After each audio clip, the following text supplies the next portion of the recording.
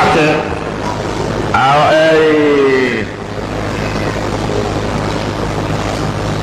àwa náà lè ṣeré a lè máa ṣeré gélé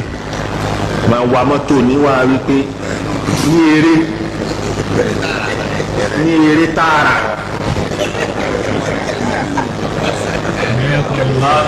èmi pẹ̀lú ọ̀sáàsì Yunus mo ti fi wákàtí méjì dé díẹ̀ rin Ìlọrin sẹ́kọ̀ọ́ wákàtí méjì ó dé díẹ̀ rin Ìlọrin sẹ́kọ̀ọ́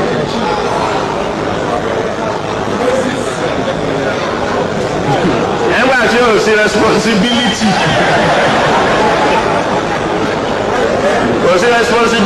ni ó ní ìgbé ṣe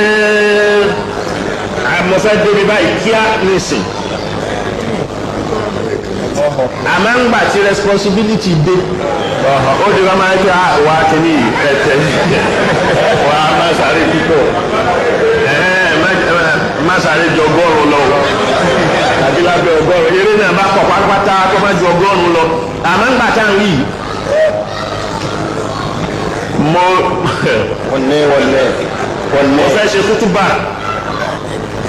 mo fẹ́ ṣe kútúbà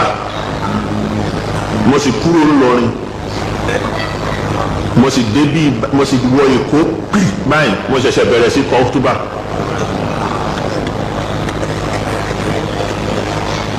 àmọ́ ńgbà tó yá ẹgbọ́ kí ló fa eré àwọn kí ni wọ́n ń pè ní road safety wọ́n bá mi lójú ọ̀nà mo yọ sójú ọ̀nà Ìwó báyìí ojú ọ̀nà yẹn sì dá ń gbá náà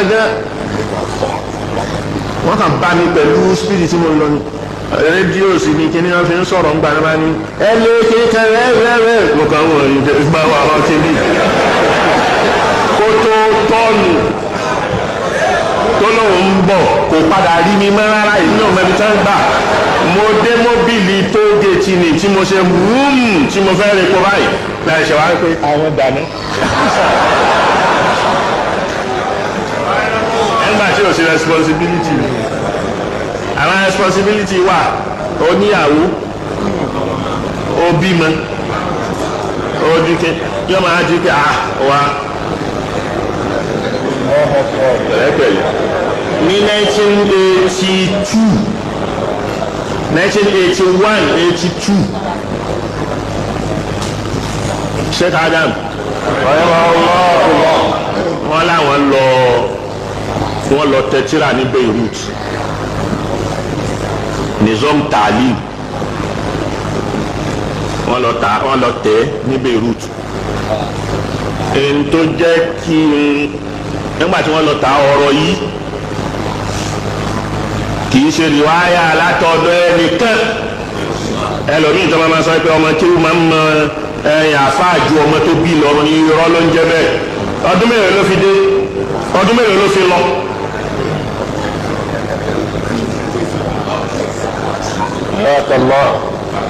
ọ̀rọ̀ ayọ́nu sọ lẹ́yìn ni ọ̀rọ̀ tí ọba kẹ́ ẹ̀ má sọ sí.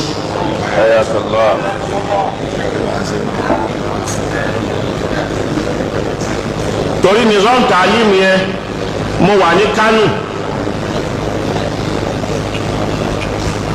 ni mo kàn rí lọ́jà mo ṣẹ̀ṣẹ̀ kúrò nílé ni mo kàn wá sílé mo dẹ̀ dé ọlọ́dọ̀ bàbá mo rí wípé nuska kan so péré báyìí ló wà lọ́wọ́ wọn ń tún un ṣe lèmi padà sí Kánò nígbà tí ó ṣe sáà mo kàn rí tírà yẹn lọ́jà ni wọ́n ti ń tà ní Kánò tírà yóò yìí dé ọ̀dọ̀ bàbá mi rí sí èmi ṣe pé ẹ wá wo ọmọ ádámẹ̀rẹ́ kẹ́ni rè so ọ̀pọ̀lọpọ̀ ọmọ mi ọdún ẹni tí mo ti ń ra tírà kò mọ bí n ṣe jẹ́ táwa mọ bí n ṣe jẹ́ ni mi ò ní láǹfààní àti kó tírà yẹn wá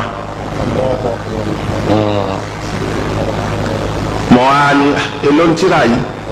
mo ní onítírà tuntun ni mo ní oníṣẹ́ mo máa sọ ibi Islam fi Nàìjíríà bẹ́ẹ̀ ni mọ̀ àwọn ọlọ́run ló ṣe ádámù yìí lórí ààtò èlò ni ó bá sọ yẹ mo fẹ́ rà púpọ̀ àwọn ọlọ́wà níbo ní ti rí àwọn ọlọ́wà lọ́dọ̀ ẹni tó kó dé tó ń ta ó kàn fi dán wò wípé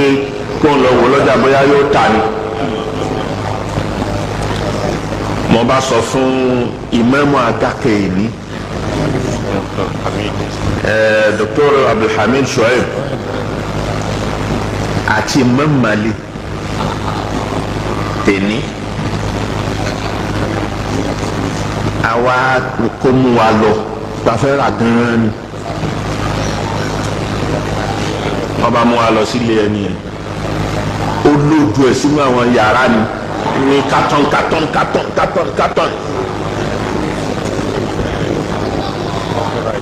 Abani tíra nizam taalimu yìí ni àwọn oníbẹ̀ ni tí ádámù lórí ibẹ̀ mo tún wá sọ pé ọmọ rẹ̀ ni mí tíra yìí níbi lẹ́nìí yóò jáde kúrò níbí.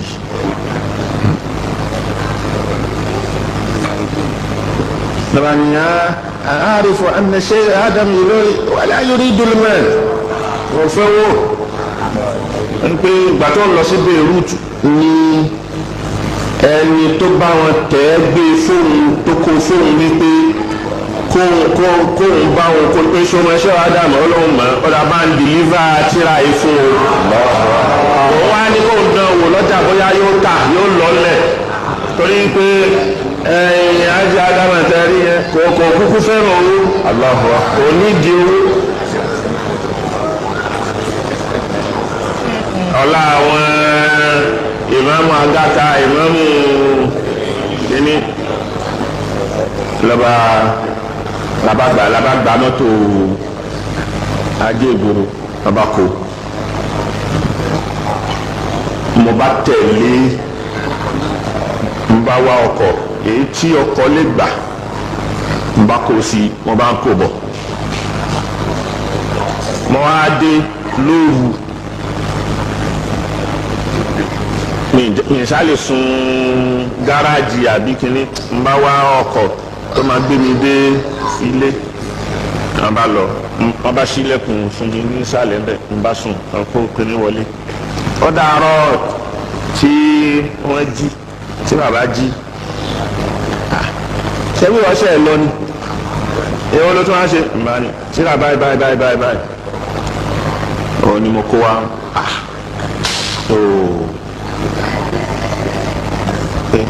1982 lẹ táwọn lọ wọ́n ń jagun ìgbà yẹn ní Israeli Sharon tó wọ Beirut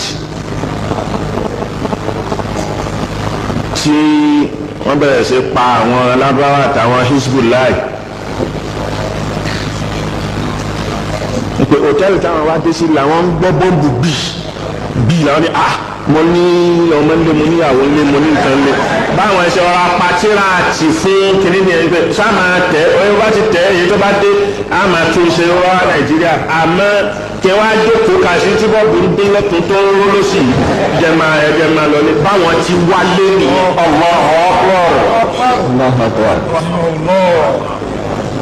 sọ yìí tí mo fẹ́ sọ èmi ni wọ́n ń sọ léyìí fún ọmọ kéwú tí wọ́n rò nìkan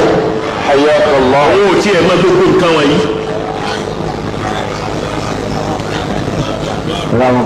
so